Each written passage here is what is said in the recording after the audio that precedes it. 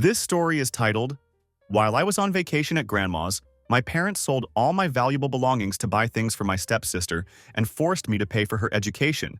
So I left them a shocking surprise that changed everything. Hey Reddit, I'm using a throwaway account for obvious reasons, but this story happened about 8 months ago and I'm still processing it all. People keep telling me I need to share this because, honestly, it gets pretty wild. Fair warning, this is going to be long as hell, but please stick with me because the ending is worth it. So anyway, I turned 21 last week. No party, no cake, nothing special at all. Just another day in the house where I'd basically become the family's personal cash machine and unpaid servant rolled into one. But this birthday was different. This one changed absolutely everything. I woke up to a text from my dad, and it wasn't happy birthday or anything remotely normal that you'd expect from a parent. Nope. The first thing I read when I opened my eyes was, "Sold your gaming PC. Your sister needs a new laptop. Be grateful we still feed you." I'm not kidding. I just lay there in bed staring at my phone screen for what felt like forever. I swear my brain completely stopped working for a minute. That gaming PC wasn't some random impulse purchase that I'd grabbed off the shelf at Best Buy. It was a custom build that I'd been working on for almost 3 years, starting with just a basic case and motherboard when I was 18. Then I'd slowly upgraded it piece by piece as I could afford each component. A graphics card here, more RAM there, a better processor when I managed to get a decent bonus at work. It wasn't just about gaming either, though I definitely used it to unwind after spending all day helping my family with literally everything they couldn't be bothered to do themselves. I used that computer for everything: school projects, video editing for my media classes, streaming when I had time to make a few extra bucks on the side. It was my creative outlet, my study tool, and my one escape from the chaos of my family life. The specifications were absolutely beautiful too. I had an RTX 4070 graphics card, 32GB dock of DDR5 RAM, an Intel i7 processor, and a custom liquid cooling loop that I'd spent weeks researching and perfecting. I'd researched every single component for months before buying anything, saved up carefully for each upgrade, and installed everything myself while watching YouTube tutorials until 3 in the morning. That PC represented more than just a computer to me. It was proof that I could build something amazing with my own hands and my own money. And now it was just gone, sold off like it was nothing more than a piece of junk they found in the garage. But somehow, it managed to get even worse. About 15 minutes later, another text came through. Also, you'll pay Chloe's tuition $7,500 by Wednesday. Chloe is my 19-year-old sister, and she's always been the absolute golden child of our family. She's never had to work for anything in her entire life. Never had to clean her own room or do her own laundry. Hell, I honestly don't think she's ever even made her own breakfast. That's always been my job somehow. Here's what nobody talks about when they hear these kinds of stories. I wasn't just the family ATM. I was literally the family everything. Cook, cleaner, chauffeur, tech support, homework helper, errand runner, and personal assistant all rolled into one convenient package. And apparently I was now expected to become Chloe's personal college fund as well. My mom works part-time at a veterinary clinic doing reception and appointment scheduling. But she's always too tired when she gets home to deal with any housework. She constantly claims her feet hurt from standing all day, which is honestly pretty funny considering my feet hurt just as much from working a physical warehouse job. But somehow, I'm still the one who's expected to come home and cook dinner for everyone, do the laundry, and handle whatever other household crisis has emerged during the day. My dad has this middle management position at an electronics company where he works as a supply chain coordinator or something like that. He keeps decent hours and gets home by 6 p.m. most days, but he acts like he's running a Fortune 500 company based on the way he comes home demanding that dinner be ready, his clothes laid out for tomorrow, and complete silence while he watches the evening news. He treats our house like his personal hotel where everything should just magically appear without him having to lift a finger. So guess who's been doing most of the cooking since I turned 16? Me. Every single grocery run because you know what we need better than anyone, and you're already out anyway, so it just makes sense. Every load of laundry because you do it better than anyone else, and it's just more efficient if one person handles it all. And every single weekend for the past 3 years, I've been driving Chloe to art classes, tutoring sessions, friends' houses, the mall, basically wherever she needed to go. Why? Because mom didn't want to deal with traffic, and dad worked hard all week and deserved to relax. The answer was always me. Always me. I did it all because, honestly, I didn't know any better. I thought that's just what family members did for each other. I thought if I just helped enough, contributed enough, and proved my worth enough, maybe they'd actually start to appreciate me instead of treating me like hired help they didn't have to pay. I kept thinking that eventually, all this sacrifice would mean something, that they'd recognize how much I was doing and maybe start treating me like an actual family member instead of a live-in servant. I've been working since I was legally old enough to get a job. I started at the local pizza place making dough and cleaning ovens for minimum wage, but at least it was something. My own money that nobody could control or take away from me. Then I moved up to this warehouse job that pays better, about $19 an hour, which isn't amazing, but it's decent money for someone my age. I've worked night shifts, weekend shifts, basically whatever schedule they had available. The work involves forklift operation, inventory management, and loading trucks. It's hard, physical work, but it's honest work and I'm good at it. Every spare dollar I earned went into one of two places, either into building that gaming PC piece by piece, or into this secret savings account I'd been growing since I turned 18. I didn't start the savings account because I was planning anything dramatic back then. I just learned early on that having your own money meant not having to ask permission for basic stuff. Want new clothes? Better have your own cash ready. Need school supplies? Hope you've been saving up. Want to go somewhere with friends? You better be able to pay for gas and your share of everything, because nobody else is going to cover it for you. When I got that text demanding I pay Chloe's tuition, I texted back one simple word: no. His response came back lightning fast. Then get out, you're cut off. And that's when something just clicked inside my brain. It was like a switch had been flipped, and this cold, calm feeling just washed over me completely. I wasn't angry exactly. It was more like this crystal clear moment of absolute clarity where everything suddenly made perfect sense. Because here's the thing that nobody in my family had bothered to figure out over all these years. I'd been planning my exit strategy for months. Not because I desperately wanted to leave or because I hated them, but because I'd gradually started to realize that no matter how much I did for them, it was never, ever going to be enough. There would always be another unexpected expense that somehow became my responsibility to cover. There would always be another chore that was mysteriously assigned to me without any discussion. There would always be another sacrifice that I needed to make for the good of the family. You see, my parents think they know me really well. They see me as quiet Tyler, the helper, the one who doesn't make waves or cause any trouble. The kid who just takes whatever they dish out, cooks their meals without complaining, cleans up their messes, and keeps his mouth shut about all of it. They figured that as long as they kept me fed and housed under their roof, I somehow owed them everything. My time, my money, my labor, and my complete obedience. What they didn't know, what they never bothered to find out, was that I'd been systematically documenting every single thing that had been happening for the past year and a half. Every time Dad borrowed money from my wallet with promises to get me back next payday, that somehow never materialized. $25 here, $50 there, always with the same empty promises. Every time Mom made me cover the grocery bill because family helps family. But somehow that help only ever flowed in one direction. Every time they completely rearranged my work schedule without even asking me first because Chloe had some event she needed to get to, and I was just expected to drop everything and become her personal chauffeur. Every single time they took credit for something I'd paid for or accomplished on my own.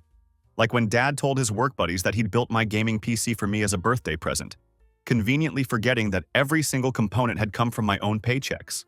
Or when Mom bragged to her sister about how we were paying for Chloe's SAT prep classes, conveniently forgetting that the $900 for those classes had come directly out of my personal savings account. I had it all written down with dates, and I had photos whenever I could manage to take them discreetly. Screenshots of text conversations, pictures of receipts, and I'd even managed to get audio recordings of some of the more ridiculous family meetings where they'd assign me new responsibilities without ever asking if I had the time or interest to take them on. But here's the big secret, the one that was about to completely blow their minds. I had filed for legal emancipation 8 months ago. Yeah, you read that correctly. 8 whole months ago. And they never even noticed that anything was different. It honestly wasn't that difficult to do. I'd been basically supporting myself financially anyway, so I already had all the documentation I needed to prove my case. The judge looked through my bank statements showing consistent income from my warehouse job, my complete work history, and the fact that I was already paying for my own car insurance and gas. I was buying my own clothes, covering groceries for the family at least half the time, and even covering utility bills whenever Mom claimed they were a little short this month. The family court judge was this older woman who had clearly seen this exact situation many times before. She carefully looked through all my paperwork, asked me a series of detailed questions about my living situation and my future plans, and basically said, "Yeah, this kid is already an adult in everything but the legal paperwork. Let's make it official." The whole process took about 4 months from the initial filing to the final approval. I had to prove that I could support myself financially, which was easy enough given my steady job and bank statements. I had to show that I had a realistic plan for housing and continuing my education, and I had to demonstrate that emancipation was genuinely in my best interest rather than just a way to escape reasonable parental authority. It was actually pretty straightforward when you've been essentially independent since you turned 18. The emancipation certificate had been sitting in my backpack the entire time, right there in a manila folder along with copies of everything else they didn't know about. My scholarship letters, showing the full ride that they thought was just partial financial assistance. My private bank account statements showing way more money than they realized I had managed to save. Complete documentation of every single loan they'd taken from me over the years, with dates and amounts carefully recorded. So when Dad told me to get out, I simply did exactly that. No yelling, no dramatic scene, no door slamming or emotional outbursts. I just started packing my stuff, which honestly wasn't very much since they'd been gradually borrowing or reallocating most of my belongings over the years anyway. My clothes, some books, a few personal items that actually mattered to me. That was about it. The truly important stuff was already safely stored at Marcus's house or in a storage unit I'd been quietly renting for the past 4 months. I factory reset my phone and left it sitting in the kitchen drawer. I went through and changed every single password on every account I had. Email, social media, bank accounts, absolutely everything. I transferred my car title to a P.O. box I'd set up weeks earlier so they couldn't track my new address through vehicle registration records. But before I left, I made sure to leave something on the kitchen table. Something that was going to make the next morning very, very interesting for all of them. I ended up crashing at my friend Marcus's place that first night. His parents have always been incredibly cool with me, and they knew my family situation was weird, even if they didn't know all the specific details. Marcus has this spare room in their basement that's basically become my second home over the years. His mom always made sure there was a plate waiting for me at dinner whenever I came over, and his dad once told me I was welcome anytime I needed space to think or just get away from things. Looking back now, I think they knew something was seriously wrong with my home life. The way I'd show up sometimes looking completely exhausted from doing everyone else's chores all weekend long. How I never seemed to have any free time because I was always covering for my family's complete lack of planning and organization. The fact that I'd been essentially parenting Chloe for years while my actual parents just checked out of their responsibilities. I didn't sleep much that first night, but it wasn't because I was upset or having second thoughts about anything. Honestly, it felt like this massive weight had finally been lifted off my shoulders. No more walking on eggshells around the house, constantly worried about setting someone off. No more pretending that everything was fine when it clearly wasn't. No more being treated like the family's personal ATM and live-in maid service. But I kept thinking about that folder I'd left on the kitchen table, wondering when they'd find it and how they'd react. You see, I hadn't just left my emancipation papers sitting there. I'd left absolutely everything. A complete breakdown of our family's financial reality from my perspective. Copies of bank statements showing exactly how much money I'd actually managed to save up, which was close to $14,500. Way more than they thought I had. Letters from the Scholarship Foundation showing that I had a full ride to the local state college plus a living stipend, which they had assumed was just partial assistance that barely covered anything. Receipts for every major purchase I'd made with my own money, including that gaming PC they had just sold, plus about $3,500 worth of groceries and household items I'd bought over the past year alone. But here's the real kicker. I'd also included a detailed log of absolutely everything. Every single date, every family emergency where I'd been expected to contribute money without question. Every time they'd taken something of mine without asking permission first. Every promise they'd made and then broken when it became inconvenient. Every hour I'd spent doing household work that should have been split fairly among all of us. Like that time I spent my entire spring break deep cleaning the entire house because Mom had invited her book club over and couldn't possibly do it all herself. I spent days scrubbing bathrooms, organizing closets, washing windows, and even painting the guest bedroom because it looked dingy. Or when I used my one Saturday off to drive Chloe to a college fair that was 4 hours away because Dad claimed he had to work, only to find out later that he was actually playing poker with his buddies at someone's garage. There were dozens of evenings I'd spent tutoring Chloe in calculus and chemistry because my parents couldn't be bothered to help with homework, but they still expected her to maintain perfect grades for her scholarship applications. Countless weekend mornings when I'd gotten up early to make pancakes for everyone before heading off to work, only to come home and find the dirty dishes still sitting in the sink because we figured you'd want to do them since you're so much better at it than everyone else. I wanted them to see it all laid out in black and white. I wanted them to understand exactly how much they'd been taking from someone they saw as just a broke college student, but who was actually keeping their entire household running while simultaneously building his own future. The gaming PC sale was just the final straw, but the folder showed them it was part of a years-long pattern of treating me like their property instead of their family member. Marcus woke me up around 9 a.m. with a cup of coffee and this weird smile on his face. "Dude," he said, grinning, "your phone has been blowing up all morning." My phone? Oh right, the old one I'd left behind. Apparently they'd figured out my passcode, which was Chloe's birthday, because of course it was, and had been trying to call and text me frantically all night. "Did they find the folder yet?" I asked him. "Oh, they found it," he said with an even bigger grin. "My sister texted me around 7 a.m. Apparently Chloe was screaming loud enough to wake up half the neighborhood. This was according to Marcus's little sister, who goes to the same school as Chloe and loves good gossip. My sister had a complete nuclear meltdown that morning. She tore through the entire house looking for me, screaming that I'd ruined everything and destroyed the family.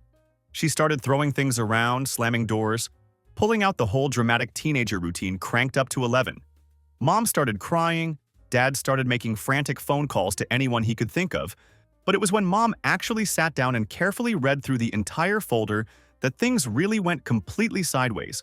You see, they'd always just assumed that I was barely getting by financially, that I desperately needed them more than they needed me. The scholarship they knew about was small, or so they thought. My job was just part-time minimum wage as far as they knew. I was supposed to be just some broke college student who should be grateful for a roof over his head and the privilege of doing their housework in exchange for basic room and board. The folder showed them exactly how wrong they were about absolutely everything. It turned out I'd been making decent money at the warehouse. Not great money, but definitely enough to live on independently. $19 an hour plus overtime on weekends, plus occasional bonuses for perfect attendance and reliability. The scholarship wasn't partial assistance. It was a full ride, plus a substantial living stipend. And that small savings account they occasionally made jokes about? Yeah, it had enough money to cover my first 3 years of college expenses with plenty of room to spare. But here's what really got to them. The financial breakdown clearly showed that over the past 2 years, I had essentially subsidized their entire lifestyle to the tune of almost $9,500. Money they'd borrowed and never paid back, family contributions that only ever went one way, groceries and household items I'd bought when they claimed to be a little short this month, repairs I'd paid for on the family car when Dad said he'd handle it later, and then conveniently forgot about it. According to Marcus's sister, Chloe was crying in the hallway before first period, telling anyone who would listen that her brother had completely abandoned the family and now she couldn't go to college because he was supposed to help pay for it. She was making it sound like I'd signed some binding contract to fund her entire education, instead of just being the family member they'd arbitrarily decided to squeeze for money whenever they needed it. Which was complete bullshit, by the way. The truth is, Mom and Dad actually had college funds set up for both of us. They just figured it was easier and more convenient to make me pay for Chloe's current expenses and save their own money for whatever they wanted. Probably a new car for Dad, or that kitchen renovation Mom kept talking about, or maybe just keeping it as a safety net while they spent my money instead of touching their own savings. Here's the really messed up part. I had been completely willing to help with Chloe's college costs if they had just asked me nicely and treated me like an actual family member. If they had included me in the family financial planning discussions like an equal, if they had shown me some basic respect and appreciation for everything I was already doing, I probably would have contributed something reasonable and fair to help her out. But demanding $7,500 by Wednesday after selling my stuff without permission while continuing to treat me like hired help for years? Yeah, that was never, ever going to fly with me.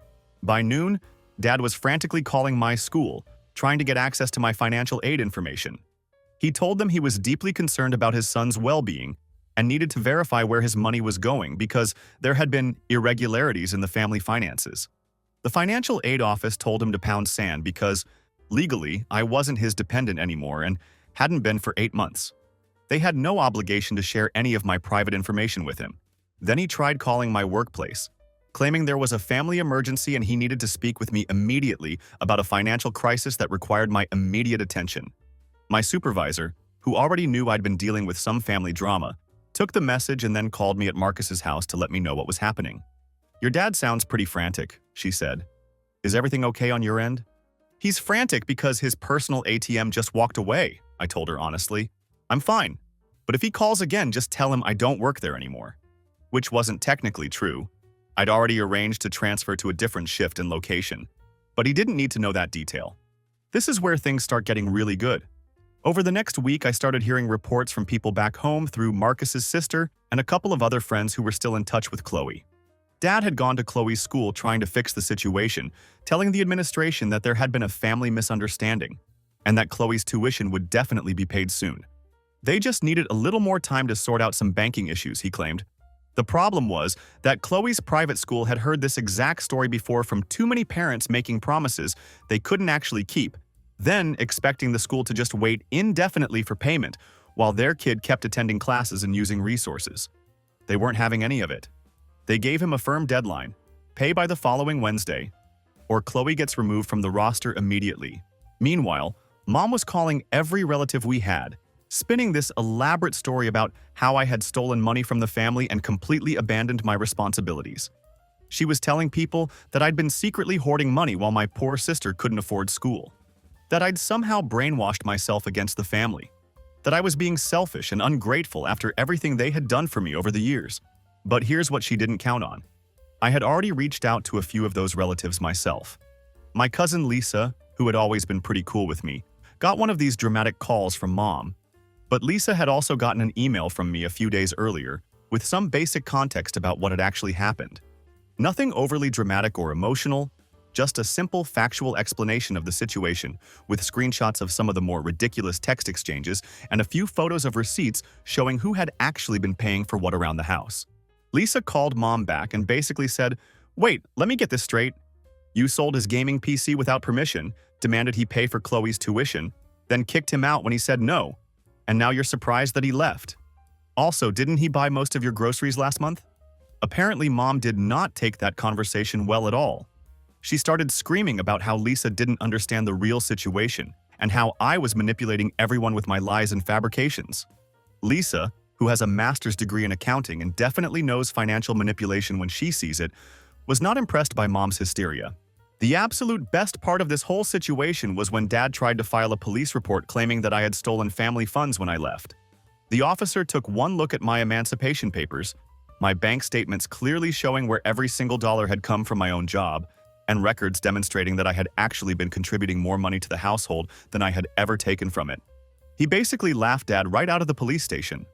Turns out you can't steal money from yourself, and you also can't claim someone abandoned their responsibilities when they were legally an adult performing those responsibilities voluntarily out of the goodness of their heart. But Dad wasn't ready to give up yet. He started calling around to local pawn shops, desperately trying to track down my gaming PC so he could buy it back and return it to me. He finally found the place that had bought it from him for a measly $500. Keep in mind, I had put about $2,800 into that custom build over the course of 3 years. When he tried to buy it back, they wanted $950 for it. He somehow managed to get the house phone number at Marcus's place, probably from Chloe stalking my friends on social media, and called demanding that I accept the computer back and call the whole thing even. I told him he could mail me a check for the full $2,800 I had originally invested in building that system, plus additional compensation for all the saved games, custom software configurations, and personal files I'd lost when he sold it without backing anything up first. Oh, and I wanted interest for the emotional distress he'd caused me. He hung up on me immediately. But I wasn't done with them yet. Here's where I probably should have just let the whole thing go and moved on with my life. They were already scrambling to deal with the consequences of their actions. They were already facing the reality of their financial situation. Chloe was going to have to transfer to public school, which honestly wasn't the end of the world for her. Mom and Dad were stressed and fighting constantly about money. I could have just walked away and lived my life peacefully. But then Chloe started reaching out to my friends, and that's when I realized they hadn't learned a damn thing from this experience. She wasn't contacting me directly since she didn't have my new number, but she was messaging people on social media, trying to get them to guilt me into doing the right thing. She was crying about how her future was completely ruined. how I was being selfish and heartless, how family is supposed to stick together no matter what happens. She posted this long, dramatic Facebook rant about how her heartless brother had stolen money and abandoned the family in their time of greatest need. She made it sound like I had emptied their bank accounts and left them homeless, instead of just refusing to pay her tuition after they sold my belongings without permission. She even tried to get my boss at the warehouse to pressure me, calling them up and claiming there was a family emergency, and that I needed to be contacted immediately about a financial crisis that only I could solve. When that didn't work, she started spreading rumors at school. She told people that I had been secretly rich the whole time and had been pretending to struggle while letting my family suffer in poverty. She said I was probably on drugs or had gotten involved with bad people who were influencing me against my family. She was painting herself as the innocent victim of her cruel, selfish brother, who had abandoned everyone who loved him. That's when I decided it was time to go completely nuclear on them. You see, I had been systematically documenting everything that happened in our house, but I hadn't shared most of it with anyone. The folder I left on the kitchen table was just the highlights reel, but I had so much more evidence stored away. Screenshots of text conversations where Dad called me worthless and said I'd never amount to anything without family support. Voice recordings of family dinner conversations where they discussed my work schedule and finances like I wasn't even sitting right there at the table with them, planning how to spend my money before I had even earned it. Photos of my room after they had gone through my personal belongings, looking for proof that I was hiding money from them. But the real treasure trove was all the documentation I had of how much unpaid labor I had been doing around that house. Every grocery shopping trip with receipts clearly showing that I had paid for everything. Every time I had cooked dinner for the entire family with photos of the meals and timestamps proving when I had made them. Every weekend I had spent cleaning or doing yard work while Chloe hung out with her friends.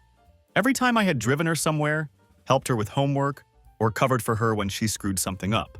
I put together a comprehensive package of evidence and sent it to a few key people. Chloe's boyfriend's parents, who had been helping with some of her school expenses. The family friends who Mom had been desperately calling for emergency loans.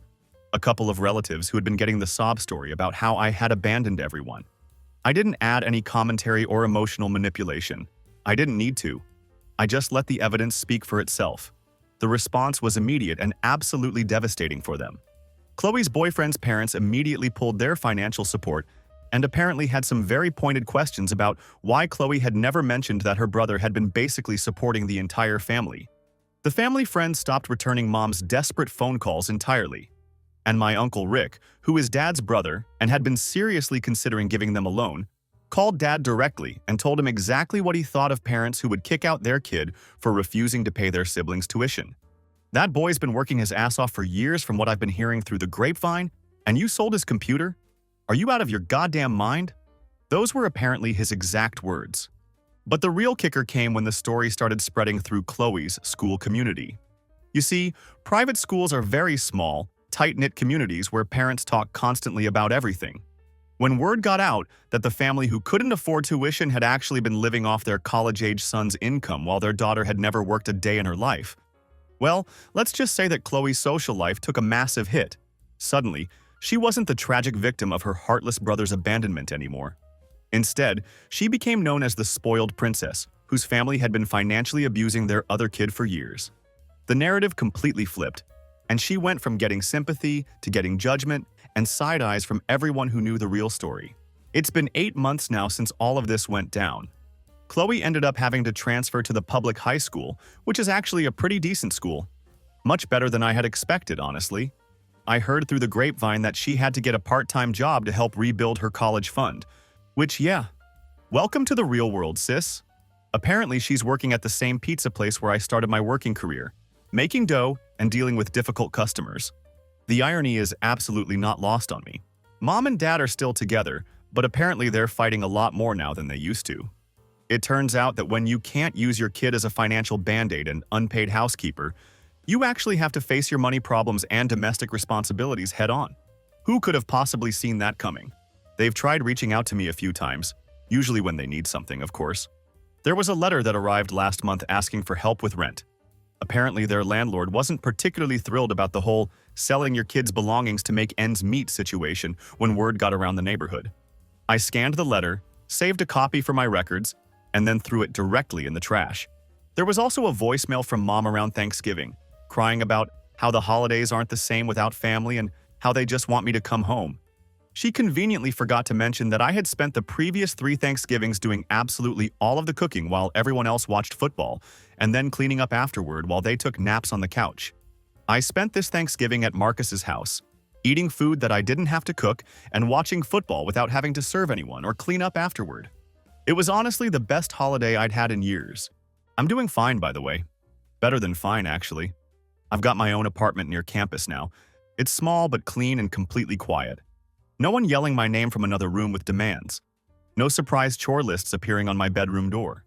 No family meetings where I get assigned more responsibilities without any additional authority to go with them. I'm keeping up perfectly well with my studies and still working at the warehouse on weekends. They transferred me to a different location where my family can't track me down or cause problems for me. My scholarship covers tuition and books completely. My job covers all my living expenses, and for the first time in my entire life, I'm actually able to save money instead of having it constantly drained away by family emergencies and other people's poor planning. I even built myself a new gaming PC, one that's even better than the one they sold. RTX 4080 graphics card, 64GB of RAM, custom loop cooling, the whole 9 yards. I spent about $3,500 on it total, but it was worth every single penny.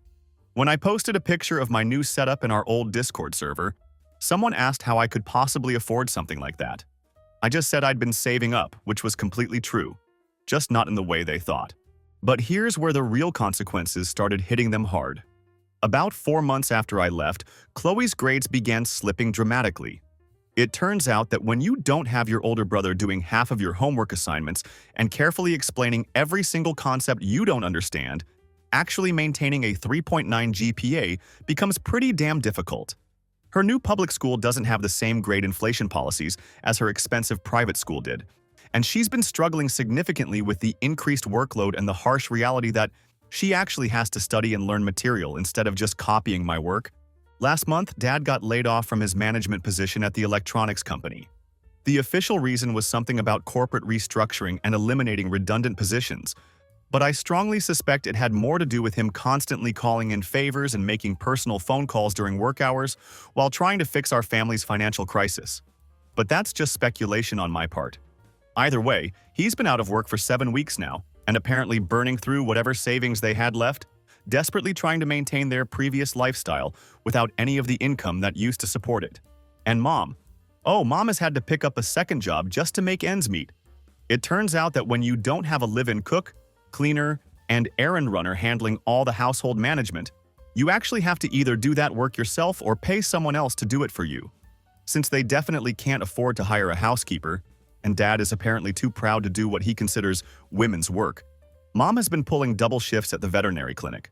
She's been coming home exhausted to a house that still needs cleaning, laundry that still needs washing, and a family that still somehow expects dinner to magically appear on the table. She's lost about 25 pounds from all the stress and overwork and honestly looks like she's aged about 7 years in just 8 months. Meanwhile, I'm living peacefully in my own quiet space, gaming on my incredible new PC setup, and finally understanding what it actually feels like to come home to silence and calm instead of chaos and demands. But wait, there's more. Holy shit, you guys, they actually showed up at my apartment. I was getting ready for class yesterday morning when I heard someone pounding aggressively on my apartment door. I thought it might be my neighbor with a package delivery or something routine like that, but when I looked through the peephole, there they were, all 3 of them. Mom, Dad, and Chloe standing in my hallway, looking like they hadn't slept properly in days. I almost didn't open the door at all. I almost just pretended I wasn't home and waited for them to give up and leave. But honestly, I was genuinely curious. After 8 months of complete silence, what could possibly be so catastrophically bad that they would drive an entire hour to my college town and somehow track down my address? So I opened the door, but I kept the security chain engaged. "Tyler, thank God," Mom started immediately, and I could clearly see that she had been crying recently. "We need to talk to you. Please, just let us in for 5 minutes." "We can talk right here," I said firmly. "What do you want?" Dad stepped forward, and for a second I genuinely thought he was going to try to physically push past me and force his way into my apartment. But he just stood there looking completely defeated and desperate. "Son, we made some serious mistakes. We know that now, but we really need your help." I almost started laughing right there. "My help? Really? After you sold my PC and kicked me out of the house? We'll buy you a new computer. Chloe jumped in frantically. A better one? Whatever you want, Dad lost his job and Mom's working 2 jobs now. And we might actually lose the house and… Stop, I said, holding up my hand. Just stop talking. You drove all the way here to ask me for money. The 3 of them exchanged these guilty glances, and that told me absolutely everything I needed to know about their real motivations. Mom tried a different emotional approach. Honey, you're still family. We raised you. We fed you. You raised me to be your personal servant. I cut her off completely. You fed me so I'd have enough energy to do your chores and handle your responsibilities. Let's not pretend this was ever about love or genuine care. Dad's face started turning red, and even in his desperate state, he couldn't hide his anger and frustration. We gave you a roof over your head for 21 years. You owe us something for that. I don't owe you shit, I said calmly, and his eyes widened like he'd never heard me swear before in his life. I've been legally emancipated for 10 months now. I was never your dependent.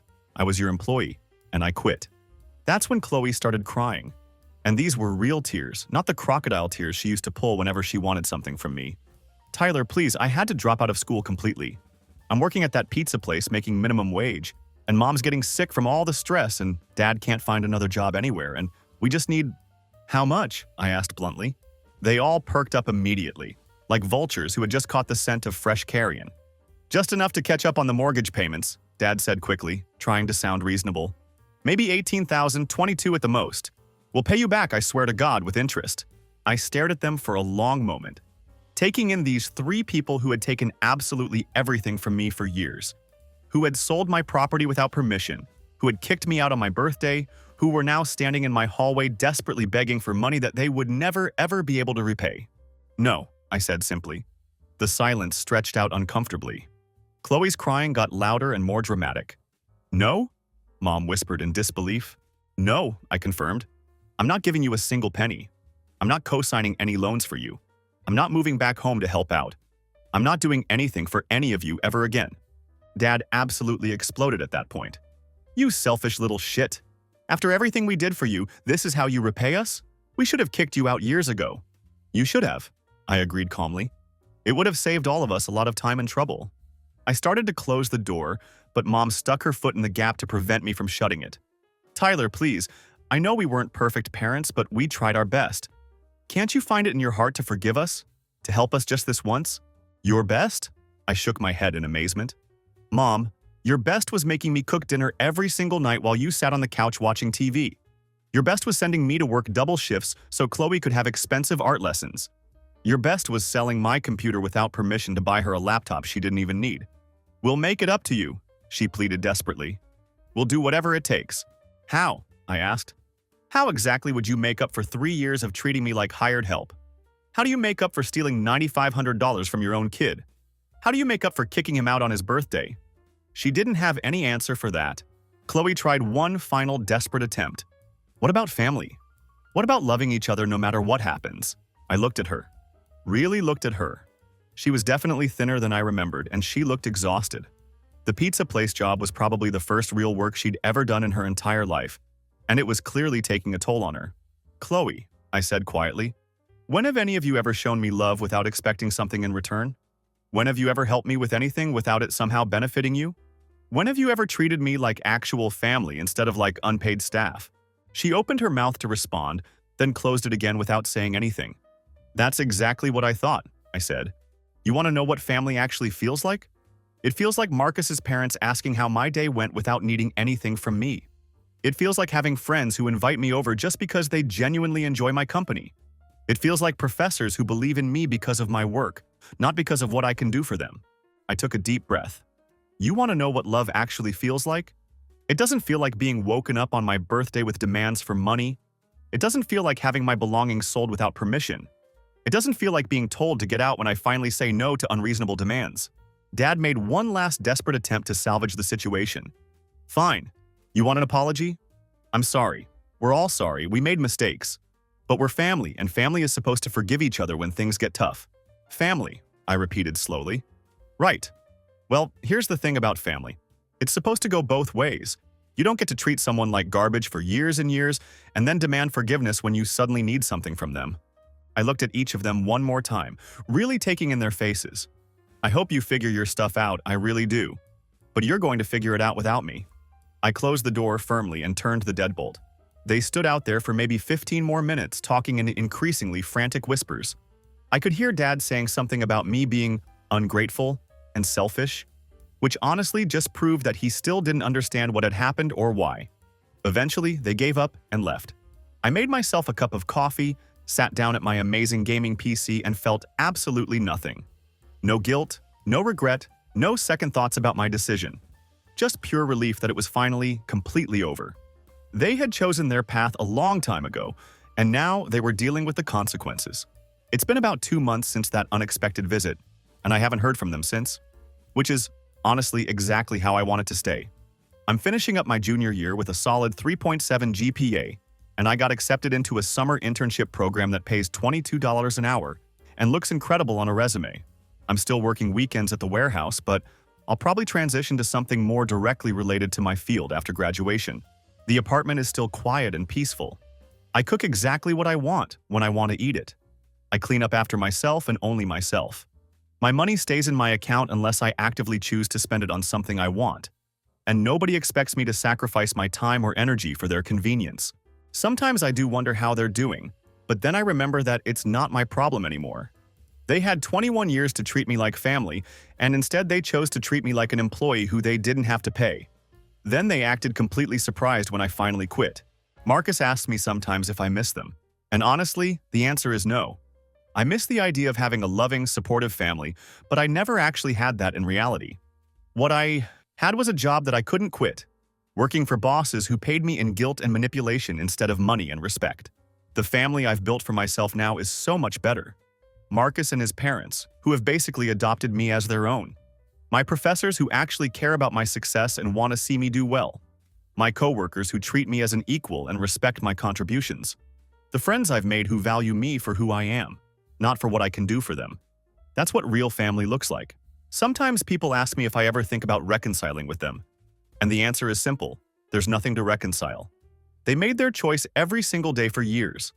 Every time they assigned me a chore without asking if I had time.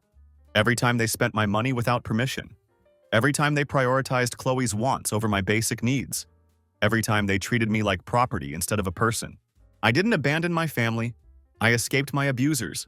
And I'm never, ever going back to that situation. Life is good now. Really fucking good.